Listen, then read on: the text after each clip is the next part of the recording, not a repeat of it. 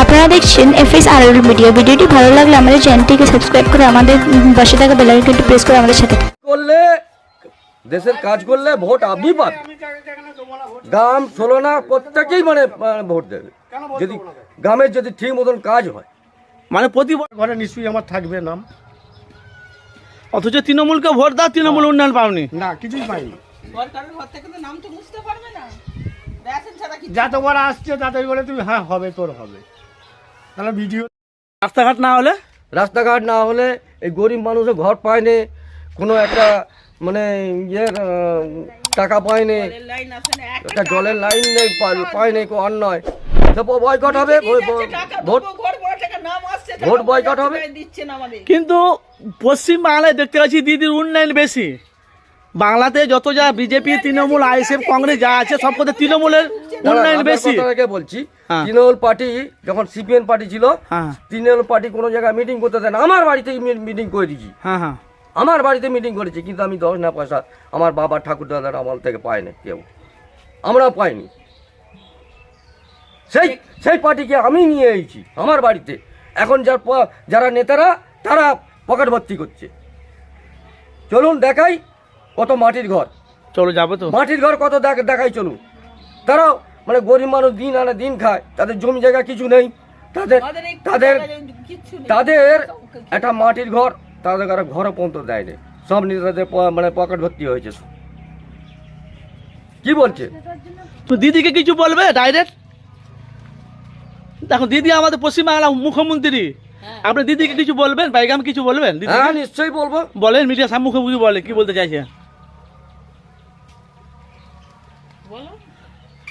তোমরা যে কিছু পাওনি তোমরা বলো, যে দিদিকে যেন ভিডিওটা যেন পৌঁছায়।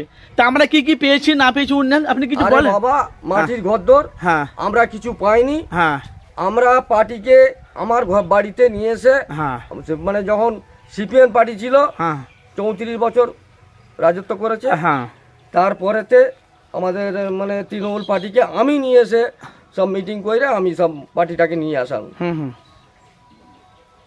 সেই ক্ষেত্রে আমি তো মানে আউট হয়ে গেল। হ্যাঁ আর মাটির ঘরদোর যারা আছে তাদের ঘরে মানে ঘরদোর দেয়নি, হ্যাঁ হ্যাঁ এমনকি রাস্তাঘাট অনেক বাকি আছে, হুম। সেগুলো পর্যন্ত করেনি, সঠিক মতো হচ্ছে না, সঠিক মতো হচ্ছে না। ভেতরের রাস্তাগুলো তো একদমই দেখছে না, হচ্ছে না। এইটা দিদির বক্তব্য, দিদি যেন করে দেয়। যদি না হয়, হ্যাঁ যদি না হয় এই সব গুলো যদি না হয়, তাহলে ভোট কিন্তু বয়কট হবে। ভোট কাগজ দেবে না। না, আর এইসব কাজগুলো যদি করে দেয় যে কোন পার্টি, তো ভোট আপনি তাকে দেবেন নাকি? কেন দেবে না? ভোট কেন দেবে না? কাজ করলে দেশের কাজ করলে ভোট আপনি পাবেন। গ্রাম ষোলনা প্রত্যেকেই মানে ভোট দেবে যদি গ্রামের যদি ঠিক মতন কাজ হয়। মানে প্রতি বছরই দিদি যতদিন আসে বাংলায় ততদিন ভোট দিচ্ছেন, হ্যাঁ, তাই তো? ততদিন আমি নিয়ে এসে আমদানি মানে করেছি, উদ্বোধন করেছি আমি। মানে 34 বছর ছিল পার্টি থেকে, মানে কোনো মানে কোনো মিটিং করতে দেয়নি। চালারা ভালো নয়, ওদের চালারা ওরা হচ্ছে বেশি দাম না। এবার ভোটটা কি করবেন তাইলে? সিপিএম, কংগ্রেস, যদি বিজেপি? রাস্তা যদি না হয় কিংবা কোনো মাটির ঘরদোর যদি না হয়, হ্যাঁ। তাহলে ভোট বয়কট হবে। ভোট তাহলে বয়কট হবে।